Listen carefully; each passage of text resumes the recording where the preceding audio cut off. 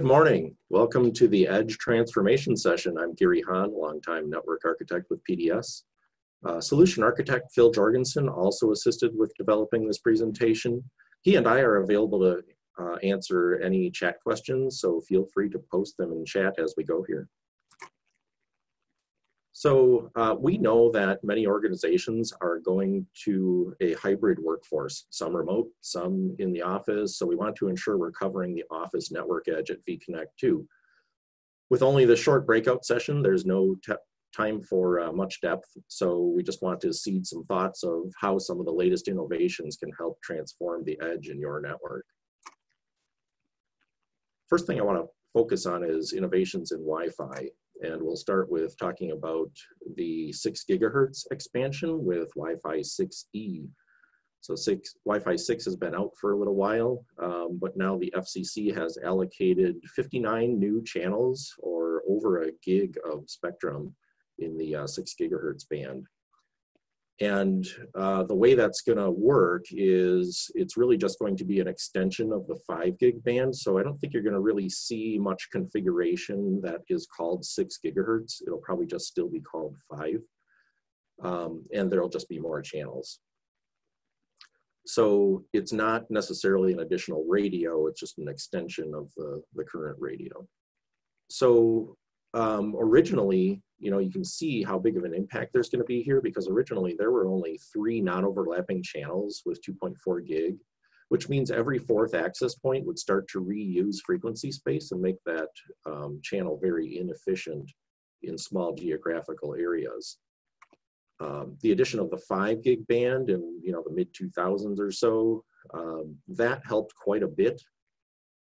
But even some of those channels we can't use. And now that we're trying to improve the bandwidth throughput by bonding those 20 megahertz channels together to get like 40, 80, and 160s, you can see what's starting to happen with the 80 and 160 bands or bandwidths. They start to exhibit the same problem here. When you've only got 2 non-overlapping 160 meg channels, well, you can't go very far geographically, can you? So this is just a whopper of an expansion, and it should improve things radically for Wi-Fi. Of course, there's a little bit of a problem with deployment when we start looking at the logistics of this, because the clients won't immediately support 6 gigahertz frequencies, and that is a hardware change both at the access point and the client. So if you just deploy single radio access points in your environment and let the system decide what channels to use, you could end up with gaps, because it may assign 6 gig only frequencies to certain access points and 5 gig to others. So the best solution for that is to buy a dual radio, or you might see it called tri-radio, depending on marketing. From the manufacturers, if they include the 2.4 radio or not. But dual radio, then you could assign 2 5 gig radios, if you will, one actually tuned to 5 gig and one actually tuned in the 6 gig band, and then you don't have that gap anymore. If that's not in the cards because of finances or maybe some PoE limitations, then you can just deploy like up here, except don't allow the system to allocate 6 gig channels until your client base is ready for it. So when should we look at WiFi6E? And this is a little funny as I thought about it, because I've been here so many times before where there's this 3-year cycle or so with new Wi-Fi technology, that I thought I'd actually lay that out on something of a timeline. And I'm applying this to 6E, and we're in sort of year 0 of WiFi6E, and all of these concepts that I've laid out above are kind of repetitive throughout those iterations of technology and Wi-Fi. We're in a good solid year 2 to 3 of Wi-Fi 6, and really that's where I'd recommend you go today. I wouldn't wait for 6E. If you still have a good 2 years left in your current deployment, then maybe you wait. Otherwise, you need to refresh now. Just go ahead and get the Wi-Fi 6. And this has been the message forever through these iterations, so there's nothing new here. Aruba is a great partner of ours, and I know they're sponsoring this event to some degree. So I figured I'd show some of their access points that are available in the Wi-Fi 6 realm. But really what I want to get across in this slide is that the switch impact is very important. So these access points require a little bit more power from your PoE switch. In some cases, they require better than 30 watts per access point because of multiple radios. So that is a factor. And then sometimes you can get away with PoE plus that you probably already have, but you got to watch your PoE budgets on that switch. And then also, because we can get throughput exceeding 3 gigabits per second, you'll also want to watch out for then constraining that with a 1 gig link to your switch. So the best thing to do is get a switch with ports that support the multi-rate or multi-gig or smart rate, depending on the marketing literature again, where they support up to 5 or 10 gig per port. And that will take care of that over existing Cat5e or better cabling. If you can't replace your switch ports immediately, another approach would be to add an additional cable to the access points where you think you might exceed that throughput. And that is also a way that you can help that PoE situation, because multiple cable PoE plus can also address your PoE needs on the higher end access points. I also want to touch on improvements in security. So WPA3 is available generally with Wi-Fi 6 access points. And that's sort of a next iteration of security standard that supersedes the now vulnerable WPA2. It uses some very sophisticated security protocols like simultaneous authentication of equals, elliptic curve security, and that sort of thing. So, for encryption. But the good news is it's completely backward compatible. So you can run a single SSID, and if the device is capable of running WPA3, it will use that. If it's not, it'll just revert back to WPA2. And it's generally a very easy thing to enable for your network. And very similarly, OWE allows for encryption of an open network. So if you have a guest network, but now you'd like to at least enable capable clients to encrypt over that channel, they can do that. And then finally for Wi-Fi, we've had a lot of good experience with the Aruba UXI. And basically this is something that looks like an access point, but is actually a client. So you put these in, say, one of your cubicles, and it gives you sort of an unbiased view of what the network looks like from that point, both from an RF perspective and non-RF network perspective. It's really pretty inexpensive for value.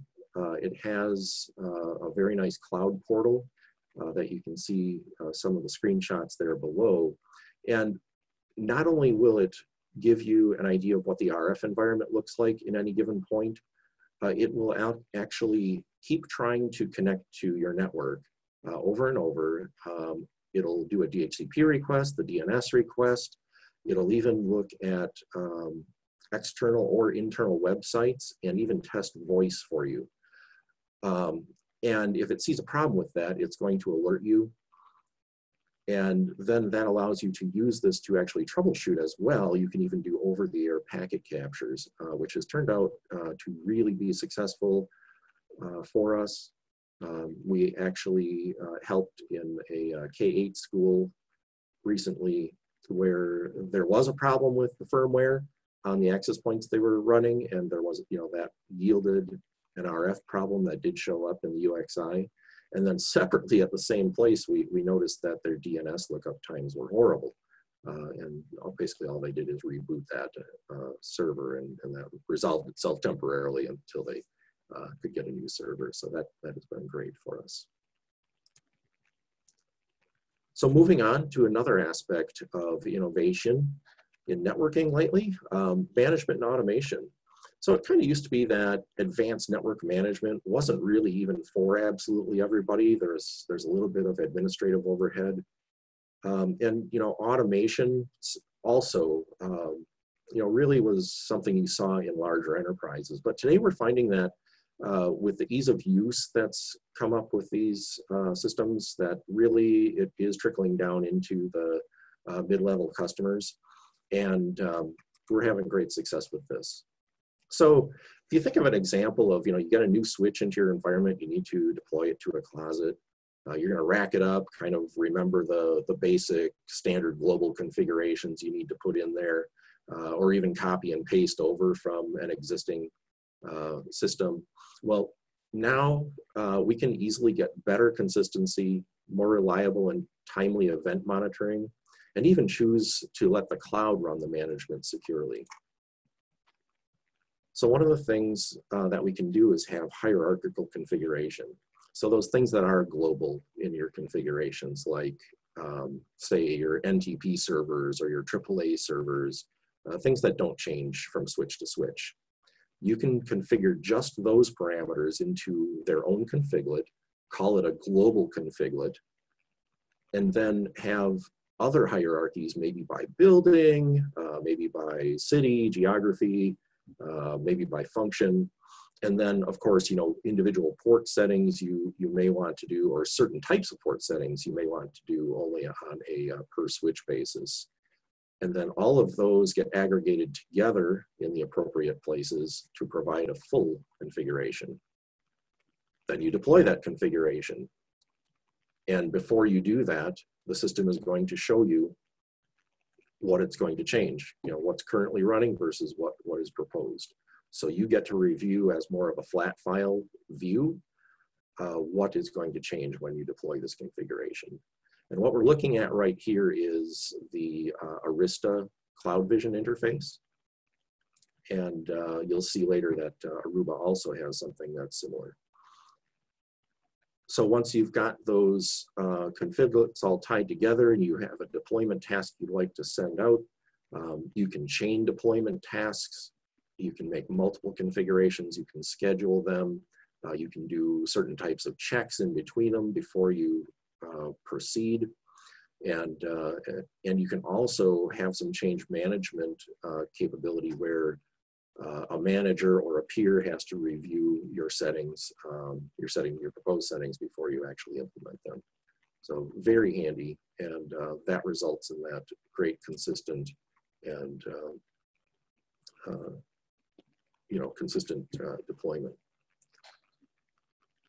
The other thing that is a great innovation in this realm is state streaming of telemetry. So, with kind of traditional network management functionality, you would set up SNMP and you do polling every so often, maybe 5, 10, 15 minutes apart. Well, let's say you had a state change of something in your network that happened at minute 3 of a 5-minute polling cycle, but then it reverted itself in minute 4. You might miss that event entirely depending on how you have things configured. With state streaming, that can't happen. You're absolutely going to get every change that occurs in your network. So you can run this locally, or you can run it in the cloud. And I'll tell you that locally, it's a pretty big VM footprint in your host, and it is something to maintain. It doesn't require a lot of care and feeding, but it does occupy a pretty big space. So similarly, Aruba has their CX switching line also has that state streaming, and it has either NetEdit, which is the local, or Aruba Central, which is the cloud management. And again, all those things I described for Arista, there are slight differences, of course, but the concepts are the same. With Aruba Central, another thing that's nice is you can also manage your, not only your switch, but your wireless and even the Aruba SD-WAN product line from within Aruba Central. And another fun thing is you can even do things like run remote CLI commands. So let's say you did have the cloud version of one of these utilities. You could, instead of having to provide me as your partner a VPN account, you could just give me a read-only account or a limited account within your cloud management system, and I could even go to a very granular level in the CLI to help you determine what's wrong in an environment. So we'll wrap up with a little bit of dynamic segmentation. And really this is about making network access control work better with a simplified architecture. And that's on the way to building a zero trust environment in your network. So basically what you want is every port in your network or every wireless SSID, you want to know who is coming on and with what device. And then you assign the permissions accordingly with some sort of segmentation, right? Least trusted devices should have the least access. And another innovation here is the ability to do continuous monitoring enforcement. So even though a device has been let onto the network initially, there's a chance that something goes bad with that machine, right? Gets infected on the fly, and you don't want that machine on your network anymore. So we can accept criteria from outside sources, say a Palo Alto firewall that notices some behavior it doesn't like. It can send something like a trap up to ClearPass, and ClearPass can then kick that device off the network. So the way that a lot of people have implemented this already is they look at the person logging in, or they look at the device type, they assign it to a VLAN, and then something downstream has to do the security enforcement, probably a firewall, to determine what those devices have access to. With the role-based access control that you can get through ClearPass and in conjunction with an Aruba controller, you can let the controller do the enforcement. So as somebody gets onto the network, their identity is established, and therefore their role is applied, permit access to certain things, deny access to other things. And regardless of what VLAN they land on, you don't even have to worry about that anymore, because the enforcement takes place within the controller before allowing them onto the wire. And how does that happen with switches? Well, just like with the Wi-Fi access points, creating a tunnel back to the controller, now the switches can actually create a tunnel back to the controller as well. So the enforcement, again, can happen at the controller before allowing access to internal or external resources.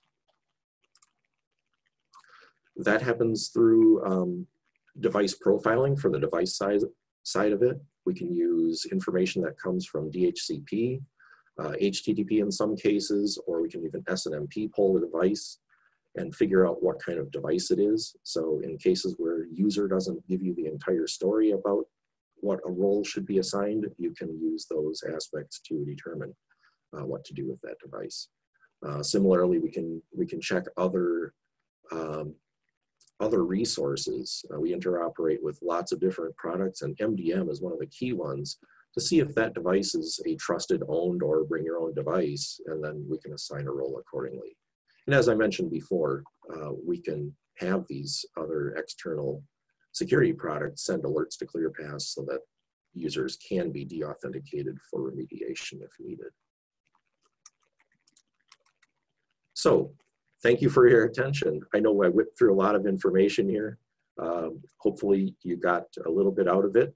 Please reach out to me or Phil with any questions you may have. Have a great day. Enjoy the rest of vConnect.